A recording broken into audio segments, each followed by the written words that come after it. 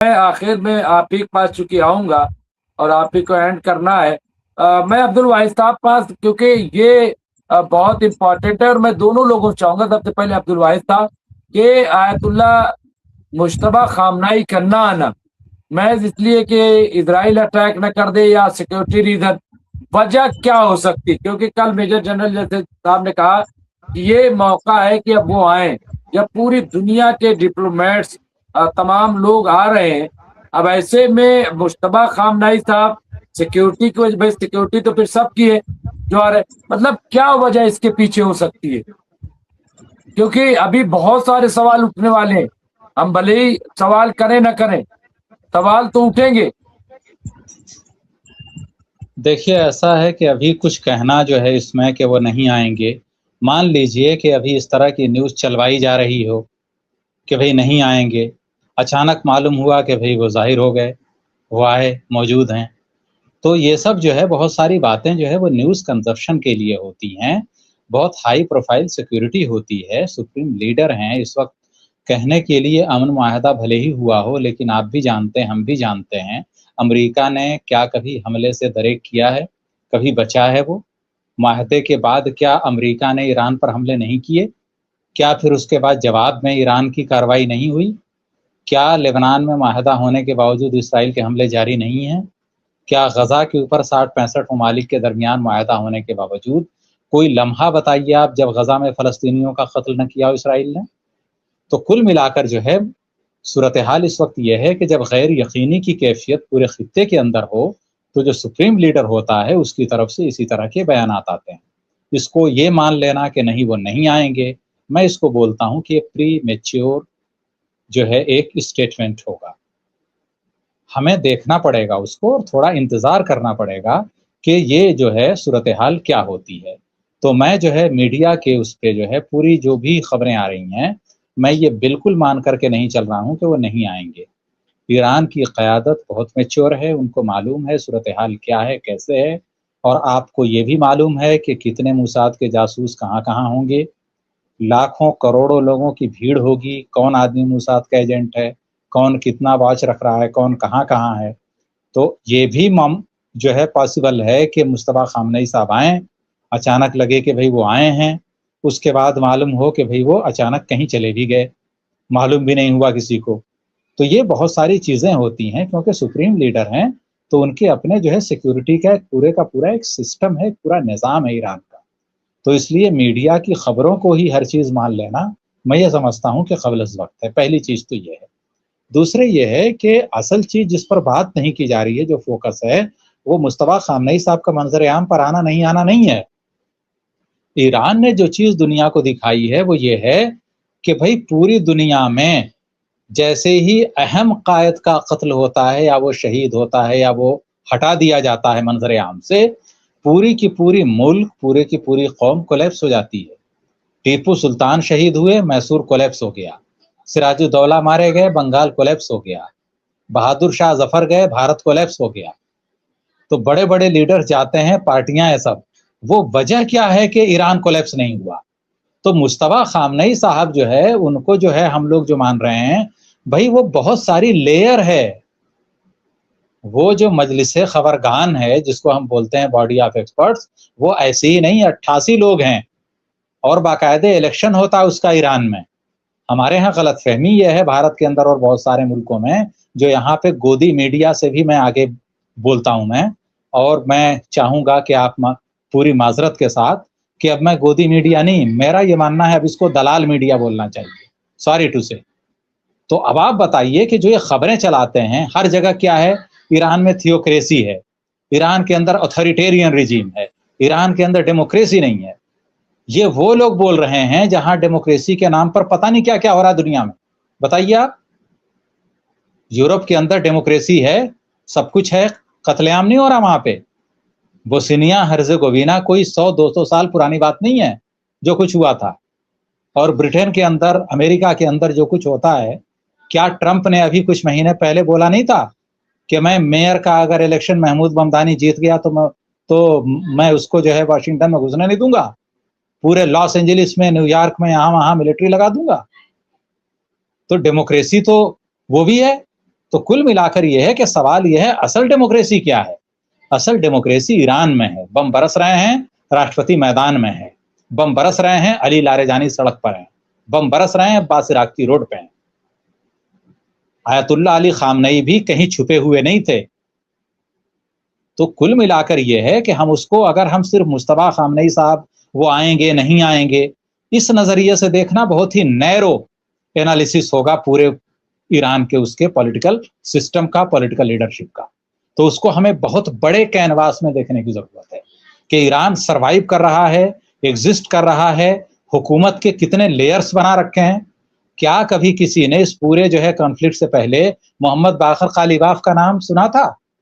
بتائیے آپ. بہت پڑھے لکھے لوگ جو جرنلسٹ ہیں، جو بالکل ایران پر کلوزلی واچ رکھتے ہیں، وہی جانتے تھے. لیکن آپ دیکھیے کہ پھر کتنے لیئرز ہیں ایران کے. نہیں، اور تو بہت ایران کے سارے پاس ہیں. میں آپ کو جی بتا دوں بہت سارے بڑے جیت قسم کے آیت اللہ وہاں میں آپ کو موجود ہیں. وہی بتا رہا ہوں میں کہ جو لوگ یہ بھی بولتے ہیں کہ بھئی ایران کے اندر ریفارم نہیں ہوتا ہے، انہوں نے علی اکبر ہاشمی رفسنجانی کی تاریخ پڑھی نہیں ہے. بہت ماڈریٹ تھے اور وہ تو OIC کے چیئرمین بھی رہے جس وقت ایران تھا. تو آپ بتائیے کہ وہ سب پورے کا پورا بھارت کے اندر ایک ایران میں اس وقت راجدوت تھے MK بھدر کمار. ان کا آرٹیکل پبلش ہوا تھا، فرنٹ لائن میگزین ہے ایک ہندو نیوز پیپر کی، پڑھیں لوگ، گوگل پہ مل جائے گی آج بھی. بھارت کے پردھان منتری تھے PV نرسمہا راؤ. بھارت کا ایلچی، بھارت کا نمائندہ کیسے گیا؟ دنیش سنگھ بیمار تھے، ہاسپٹل سے اٹھ کے ان کو تہران بھیجا گیا. تو پورے کا پورا سارے کا سارا چیز ہے وہ. تو ایران کی لیڈرشپ ایسی نہیں ہے. تو انہوں نے کچھ اصلاحات کی بات کہی تھی، آیت اللہ علی خامنئی نے ہی تسلیم کیا ان کو، اور جو ہے 40-45 سے وہ تعداد بڑھا کر 88 کر دی گئی. تو ایسا نہیں کہ ایران کے اندر اصلاحات نہیں ہوتی ہیں، کوئی دروازہ بند نہیں ہے. عوام کی جو بھی آرا ہوتی ہیں، جو بھی مشورے تجاویز ہوتی ہیں، وہاں کی قیادت مانتی ہے. صرف کتابوں میں لکھا نہیں جاتا، کاغذوں میں لکھا نہیں جاتا ہے، صرف آشواسن دے کر چھوڑا نہیں جاتا ہے.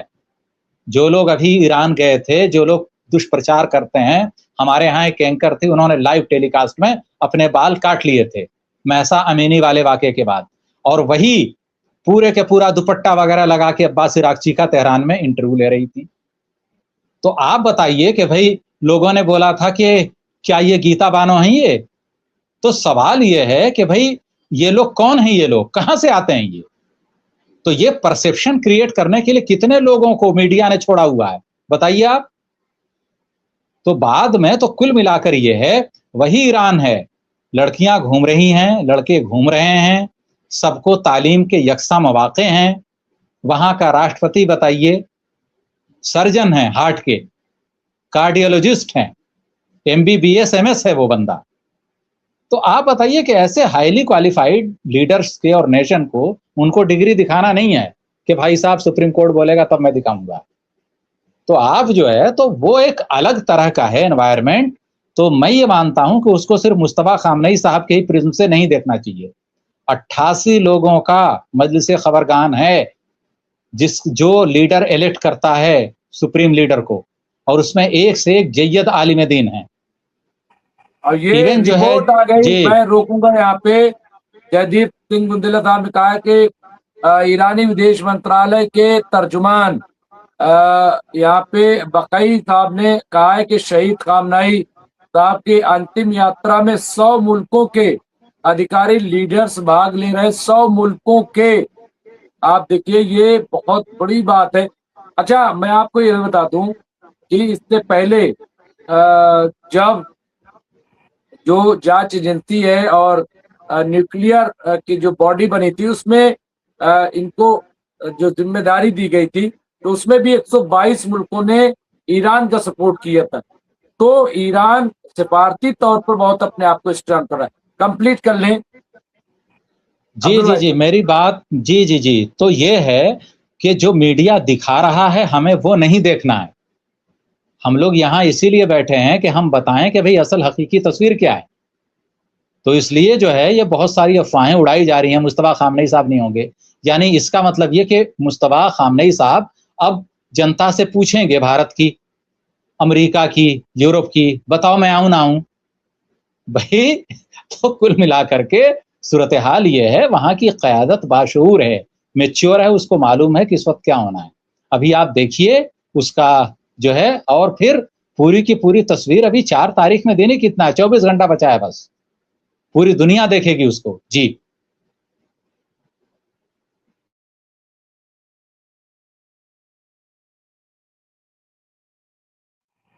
بالکل صحیح کہہ رہے ہیں عبد الواحد صاحب. اور ابھی کلیئر بھی نہیں ہے کہ کیا ہوگا. بہرحال ایران بھی اپنے طور پہ وہ بھی مشتبہ خامنہئی صاحب کو کب کیسے کہاں پیش کرنا ہے, کیسے انہیں سامنے لانا ہے, ظاہر سی بات ہے اس کو ایران طے کرے گا. لیکن بہرحال ایک سوال تو ابھی آئے گا کہ بھئی وجہ کیا تھی, کیا نہیں ہے, کیا میں سیکیورٹی ہے. کیونکہ ابھی جو خبر آ رہی ہے وہ صرف ایک بات کہ سامنے کیوں نہیں آ رہے ہیں, سیکیورٹی پرپز. ٹھیک ہے خطرہ ہے, بالکل خطرہ ہے, دو رائے نہیں. وہ کوئی آئیڈیو ویڈیو کیوں نہیں جاری کر رہے, سیکیورٹی پرپز. اب یہ آخری رسومات ہو رہی ہے, اور ظاہر سی بات ہے کہ ان کے والد بھی ہیں سپریم لیڈر کے, تو یہاں پہ وہ سامنے نہیں آئیں گے, سیکیورٹی پرپز ہے. اب وہ دیکھیے ابھی کچھ بھی, پھر ہم تو یہ کہہ سکتے ہیں جرنلسٹ, دیکھیے میں بات کر رہا ہوں کہ پھر ہم یہ بھی نہیں کہہ سکتے کہ وہ ایران میں ہے کہ نہیں ہے, کہاں ہے. حالانکہ جو پریزیڈنٹ ہیں انہوں نے کہا کہ مل کر کے آئے, ہماری بات ہوئی ہے, اور ذمہ داران نے بھی اس کی تائید کی ہے. لیکن کچھ بھی ہو سکتا ہے, سیکیورٹی کا معاملہ ہے. جی عبد الواحد صاحب کچھ کہہ رہے, پھر راشد صاحب. دیکھیے میرا یہی ہے بولنا, اور میں نے کئی بار بولا ہے آپ سے کہ ویسٹرن پروپیگنڈا میڈیا کے ذریعے پھیلایا جاتا ہے, بہت سارے سوال پیدا کیے جاتے ہیں بلا وجہ کے. بھائی سب سے بڑی چیز یہ ہے مصطفیٰ خامنہئی صاحب آئیں گے نہیں آئیں گے, یہ فیصلہ ایران کا ہوگا. ہم جو ہے بلا وجہ سوال اور اس طرح کے نیریٹو گڑھنے کی ضرورت ہی نہیں ہے. سب سے بڑی چیز یہ ہے کہ ایران اس جنگ کے حالت میں دنیا کے 100-150 ممالک کے سربراہان یا ان کے نمائندوں کو کس طرح کے سیکورٹی سسٹم کے اندر رکھے گا, اتنے کروڑوں لوگ روڈ پہ ہوں گے, کس طرح مینجمنٹ ہوگا, یہ معمولی باتیں ہیں یہ. تو اصل چیز جو ہے اس کو جو ہے, اب میں ایک مثال دوں آپ کو, آخری یہ ہے, بھارت کے پردھان منتری ہوئے ہیں جواہر لال نہرو, سب لوگ جانتے ہی ہوں گے, اور آج کل تو ہر چیز کے لیے ذمہ دار وہی ہیں ہمارے دیش میں. تو بہرحال تو اب جو ہے آپ کو معلوم ہوگا کہ بیروت میں کالج کے اندر, یونیورسٹی کے اندر ایک جلسہ رکھا گیا. اب چونکہ ان کی ڈگری جو ہے وہ نمبر 1 کی تھی, ان کو جو ہے کسی سے پوچھنے کی ضرورت نہیں تھی, اور وہ بہت بڑے اسکالر بھی مانے جاتے تھے جواہر لال نہرو اور مولانا آزاد وغیرہ. تو جواہر لال نہرو جب گئے, یہ پورا دیکھ لیجئے گا, بالکل فیکٹ بتا رہا ہوں میں, یہ بی بی سی پر بھی یہ رپورٹ آئی تھی, اسرائیل نے ان کے طیارے پر, اسرائیلی ملٹری نے فائرنگ کی, لیکن اس کے بعد وہ بیروت گئے, جلسے کو ایڈریس کیا, لوگ دیواروں تک پر بھی بیٹھ کر کے, اور باہر تک بھی اتنا مجمع تھا کہ جواہر لال نہرو کو سننے کے لیے لوگ موجود تھے. اور وہ جب تک بیروت میں رہے ایک مرتبہ بھی اسرائیلی حملے کا جواہر لال نہرو نے ذکر نہیں کیا. جب وہ واپس دلی آئے تو ایک جرنلسٹ نے پوچھا ان سے کہ بھئی آپ جو ہے گئے تھے, آپ کے جہاز پر اٹیک کیا اسرائیل نے, آپ بچ گئے بال بال, اور اس کے بعد آپ نے اسپیچ دی پورے بیروت کے اندر پورے, اور ایون آپ دلی واپس آ گئے ہیں, ابھی تک آپ نے کوئی ایسی بات کہی نہیں کہ آپ پر اٹیک ہوا. تو انہوں نے بولا کہ اسرائیل اور یہ ویسٹ چاہتا ہی یہی تھا کہ میرے بیروت دورے کو وہ نیچا دکھائے. اصل جو ہے وہ پورے کا پورا بحث کا موضوع اسرائیل کو بنانا چاہتا تھا, جو کہ میں نے بننے نہیں دیا. تو اصل چیز یہ ہے کہ کیا اتنے میچور لیڈر ہیں دنیا کے اس وقت؟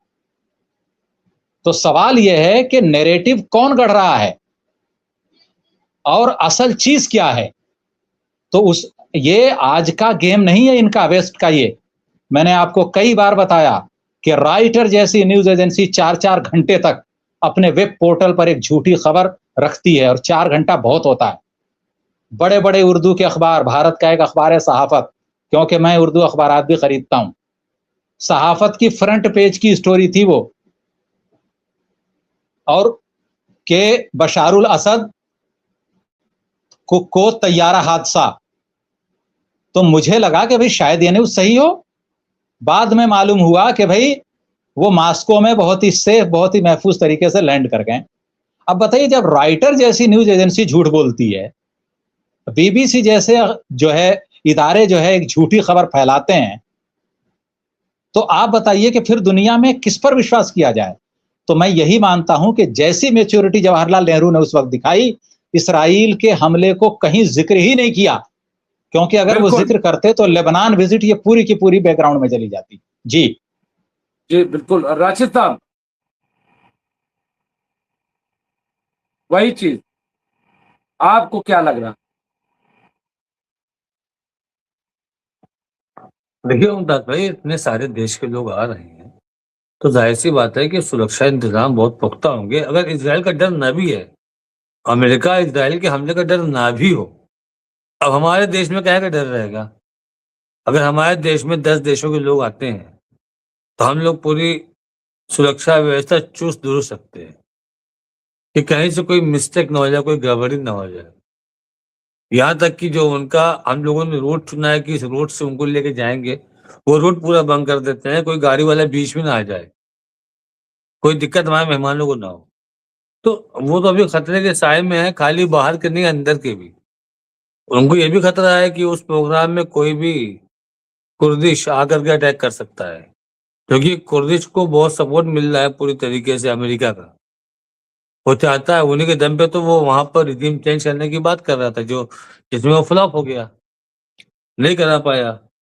تو پروپیگنڈا جہاں تک کی بات ہوتی ہے ممتاز بھائی, وہ تو آپ نے لیبیا والے میٹر میں بھی دیکھا, عراق والے میٹر میں بھی دیکھا کس طریقے سے ویسٹرن میڈیا پروپیگنڈا کرتی ہے. تو یہ سارے لوگ جو ہیں یہ سب ابھی سمجھیے دھنا سیٹ لوگ ہیں. ان کی سوچ یہ ہے کہ پیسہ پوری دنیا کا میرے ہی پاس ہونا چاہیے, کسی کے پاس نہیں ہونا چاہیے. جو جن دیشوں کے اندر سونا ہیرا نکل رہا ہے وہ غریب ہے, اور نکالنے والے امیر ہیں. کون نکال رہا ہے؟ امریکہ نکال رہا ہے, فرانس نکال رہا ہے, جرمنی کی ٹیم لگی ہے, برٹن کی ٹیم لگی ہوئی ہے. اور دیش کون سے ہیں؟ Somalia, Nigeria, Sudan. انہیں لوگوں سے کام کرواتے ہیں, انہیں لوگوں سے نکلواتے ہیں اور نکال کے لے کے چلے جاتے ہیں. تو ہمارے گھر میں آم کا پیڑ ہے, آم لذیذ ہے, آم کا سائز بہت اچھا ہے, لیکن ہم وہ آم توڑ کر کے صاحب لوگ کو دے دیتے ہیں, صاحب لوگ لے کے چلے جاتے ہیں. تو اب اس پروپیگنڈے کے بعد کوئی کچھ بولے گا نہیں کہ بھائی جو ان کے اپنے ایسے رہے ان کو امیر ہونا چاہیے. اور جیسے کہ شروع میں آپ نے بات کہی تھی عراق کے کچھ نیتاؤں کی, وہی صورتحال ان نیتاؤں کی بھی ہے. یہ سب امریکہ کے اور ویسٹرن کنٹری کے یہ ایجنٹ ہوتے ہیں. وہ ایک خبر دیتے ہیں, وہ ان کو ٹھیکہ دلوانا, کانٹریکٹ دلوانا, اس سب میں آگے رہتے ہیں. تو اب اس کا ریزلٹ آؤٹ پٹ کیا نکلتا ہے؟ ان کو اس کا اچھا خاصا پیسہ ملتا ہے. اب جب ریٹ پڑ رہی ہے, چیزیں پکڑی جا رہی ہیں, تو بھاگ رہے ہیں باہر. وہ چاہے بیوروکریٹس لوگ ہوں, چاہے لیڈرشپ کے لوگ ہوں, وہ بھاگیں گے, وہ پریشان ہوں گے کہ ہم پکڑ جائیں گے, ہماری امیج خراب ہوگی, ہم کو سزا ملے گی. تو خالی یہ حال عراق کا نہیں ہے, یہ صومالیہ کا ہے, یہی سوڈان کا ہے, یہی نائجیریا کا ہے. وہاں کے تو راشٹرپتی اور پردھان منتری تو بکے رہتے ہیں ان ویسٹرن کنٹریز کے ہاتھ کے, کٹپتلی رہتے ہیں. یہ ان کا ایک بہترین وی آئی پی ایریا میں ولا ہوتا ہے, اور وہاں کے بینک اکاؤنٹ میں ان کا پیسہ لگاتار ٹھوسا جاتا ہے وہیں کہ وہیں ڈالر میں, اور اپنے یہاں دکھاتے ہیں ہم عام آدمی ہیں. تو یہ جو صورتحال چل رہی ہے کہ ہم آپ کے یہاں سے کمائیں گے, آپ ہی کو غریب رکھیں گے, یہ سب پونجی وادی لوگ ہیں. یہ پروپیگنڈا کراتے ہیں. ایران کے خلاف اتنا پروپیگنڈا ہوا کہ پردہ پرتھا ہے, اتنا کٹرتا ہے, یہ ہے وہ ہے. کبھی ان میڈیا صاحب نے سنا ہے کہ وہاں کی ایجوکیشن کا کیا گراف ہے, وہاں کے لوگوں کی کیا کوالیفیکیشن ہے؟ ہم تو آپ کو گارنٹی سے بول رہے ہیں, برٹن, جرمنی, فرانس, اٹلی, امریکہ, اسرائیل, ان لوگوں کی ایجوکیشن جہاں پہ ختم ہوتی ہے نا, ان کی لیڈران کی, ایران کی لیڈران کی ایجوکیشن وہیں سے شروع ہوتی ہے. تو بات چیت کی صلاحیت سب سے زیادہ انہی کے اندر ہے, سوجھ بوجھ ان کے اندر ہے. آج امریکہ گھٹنوں کے بل ہے, یہ ان کی سوجھ بوجھ کا نتیجہ ہے. یہ ان کی صلاحیت تھی کہ جس دیش کے خلاف لوگ بولنے کو ڈرتے تھے، جس دیش کے خلاف لوگ منہ نہیں کھولتے تھے، اسی کو بیک فٹ میں لا کے گھٹنے کے بل لا کے بٹھا دیا ایران نے. یہ سوجھ بوجھ صلاحیت ہے. ایسا نہیں ہے کہ ہر لڑائی ہتھیار سے جیتی جاتی ہے. بہت ساری لڑائیاں ایسی ہوتی ہیں جس میں جو اسٹریٹجی سے جیتی جاتی ہے، اور وہی ایران نے کیا.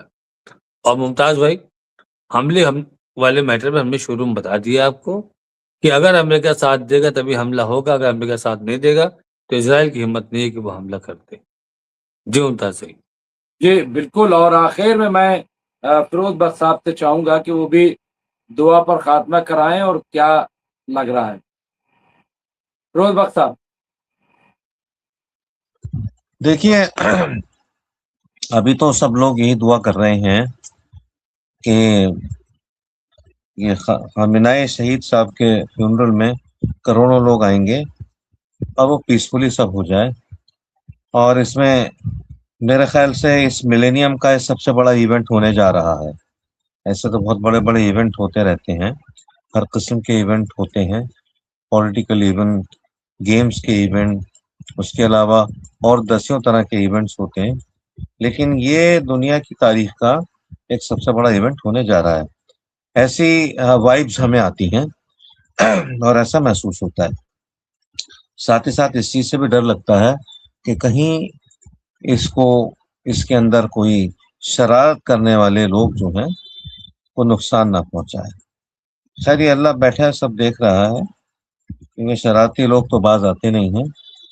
اور دوسری بات میں کہہ رہا تھا کہ جہاں تک اکثر کہا جاتا ہے، بہت سے پروگرامز میں نے سنا ہے، آپ کے نہیں اور دوسرے پروگرامز میں، کہ فلسطین کو بھلا دیا گیا ہے. لگتا ہے ایسا ہی ہے، لیکن فلسطین تو جڑ ہے. فلسطین کو بھلایا نہیں گیا ہے. یہ ضرور ہے تھوڑا سا بیک برنر پہ چلا جاتا ہے، لیکن اب فلسطین کی ایک بات اور بتا دوں، وہاں جو مطلب ریزسٹنس موجود ہے فلسطین میں. دیکھیے دو سوا دو سال تو وہ زیر ہو گئے، بڑا ان کو پیسا گیا، لاکھوں لوگوں کو مارا گیا، لیکن وہاں ریزسٹنس تیار ہو گیا. اور ایسا کچھ سوچا جا رہا ہے کہ یہ ریزسٹنس جو ہے، اور ساتھ ہی ساتھ حزب اللہ وغیرہ بھی، یہ ویسٹ بینک کے اندر غالباً جا کر کے کوئی اپنی کارروائی کرنے کا پلان کر رہے ہیں. بڑا مشکل کام ہے، لیکن یہ ایسا پلان ان کا کچھ ہے کہ اس کو وہاں اسرائیل کا جو ناجائز وہاں پہ قبضہ ہے اور ظلم ہے اس سے نجات دلائے. یہ کتنا ہو سکتا ہے، کتنا کر سکتے ہیں، اونلی ٹائم ول ٹیل. باقی یہ ہے کہ میرا خیال یہ ہے کہ اسرائیل اور امریکہ اس جو فیونرل پروسیشن ہے اس کا انتظار کر رہے ہیں، ٹائم بائی کر رہے ہیں. ٹائم ان کو اچھا خاصا مل گیا ہے. ہم خدا سے یہی دعا کرتے ہیں کہ یہ جو پروسیشن ہے جس میں تقریباً دنیا کے 100 ملکوں سے لوگ آئیں گے، ڈیلیگیشنز بھی آئیں گے، عام لوگ بھی آئیں گے، ٹھیک ہے، ہندوستان سے کافی لوگ جا رہے ہیں، تو یہ ساتھ خیر کے ہو جائے اور اس کا ایک ایسا ٹھپا لگ جائے پوری دنیا پہ کہ امریکہ اور اسرائیل کی اور نیٹو کی اور ویسٹرن کنٹریز کی بالکل ہمت ہی نہیں پڑے ویسٹ ایشیا کو، ایران کو یا فلسطین کو ٹیڑھی نگاہ سے دیکھنے کی. اور مجھے بالکل ایسا بالکل. یقین ہے کہ یہ پیسفلی جائے گا، لیکن مجھے یہ ڈر ہے کہ اس فیونرل پروسیشن کے بعد امریکہ اور اسرائیل مل کے ایران پہ اٹیک کریں گے. کر دیں، وہ تو یہی کریں گے، کبھی انہوں نے پیس کی تو بات کری نہیں. اور ایران بھی انتظار میں ہے اٹیک کریں، کیونکہ ایران بھی اب فائنل جولٹ دینے کے موڈ میں ہے. ابھی تک تو ایران بڑے صبر و تحمل سے، کنٹرول سے، کنسٹرینٹ سے کام لے رہا ہے کہ ٹھیک ہے چلو ہم پہ اٹیک ہو رہا ہے، ہم تھوڑا جواب دے دیں. لیکن اب کوئی شرارت ہوئی، کیونکہ ایران صرف انتظار کر رہا تھا خامنۂ صاحب کے فیونرل. آفٹر دیٹ کئی ایکسپرٹس نے کہا، اور مرانڈی صاحب نے بھی کہیں میں نے ان کو سنا کہ Iran is waiting for the final procession of Khamenei صاحب. اس کے بعد ایران ول گو ہول ہوگ اگر اس کے ساتھ کوئی شرارت کرتا ہے. تو یہ بات ان لوگوں کو ذہن میں رکھنی چاہیے. ہم تو یہ دعا کرتے ہیں کہ یہ جنگ جو ہے، اب جیسے خاموشی ہے، کچھ نہ کچھ اٹیک وہاں ہو رہا ہے فلسطین پہ اور وہاں آپ کا لبنان پہ، اللہ کرے وہ بھی رک جائے. تو یہی ہماری دعا ہے، ساری دنیا میں امن بالکل چین قائم ہو، اور بالکل یوکرین میں بھی ہو. یوکرین میں بھی بہت سب سے ایک بڑا خطرناک حملہ روس کا آج ہوا ہے. انہوں نے سینکڑوں ڈرون سے وہاں پر حملہ کیا ہے. بس اللہ سے یہ دعا ہے، یا اللہ ہر جگہ چین اور اطمینان ہو. یہی دعا ہے بالکل ہماری ڈاکٹر ممتاز، بالکل اور آپ کے جتنے بھی سننے والے ہیں ان سے بھی ہم یہی کہتے ہیں. بالکل. تو بہت بہت شکریہ. یہاں پہ بہت اچھی کئی باتیں کہی ہیں فیروز بخت صاحب دعا سے پہلے فلسطین کے تعلق سے. اور یہ لیکن یہ کہ دیکھیے ایسا ہے کہ 100 ملکوں سے لوگ آ رہے ہیں، ڈیلیگیٹس آ رہے ہیں، بڑے بڑے لوگ آ رہے ہیں. اب یہ اتنی بڑی حماقت کرے گا اور ایران نے صاف کہہ دیا کہ پھر آپ یہ نہ سمجھو کہ پھر صاف ہو جاؤ گے، یہ کلیئر کر دیا ہے. تو لیکن اتنی بڑی حماقت جو ہے فی الحال نہیں کرے گا. بہت بہت شکریہ ڈاکٹر راشد علی صاحب آپ کا، بہت بہت شکریہ عبد الواحد صاحب آپ کا، اور اس کے ساتھ ساتھ شکریہ فیروز بخت صاحب آپ کا، اور تمام ساتھی راجہ سنگھ راجپوت صاحب، جیدیپ سنگھ مندلا صاحب، اس کے علاوہ یہاں پہ اور چند سورونشی جی، کلوا الوار صاحب، تو یہ سارے لوگ، تبریز عالم صدیقی صاحب، بہت سارے لوگ جو لگاتار ہم سے یہاں پہ اپڈیٹ دے رہے تھے. میں ان کا خاص طور سے ذکر کر رہا ہوں، یہاں پہ ان کا نام لے رہا ہوں کیونکہ وہ لگاتار ہم سے جڑے ہوئے ہیں اور سوال و جواب اور اپڈیٹ دے رہے ہیں. تو تمام لوگوں کا، نصیر الدین صاحب کا بھی، اور لوگوں کا شکریہ جو ہم سے جڑے ہوئے ہیں. انشاءاللہ پھر بات ہوگی. جے ہند، جے بھارت، جے سنویدھان. خدا حافظ.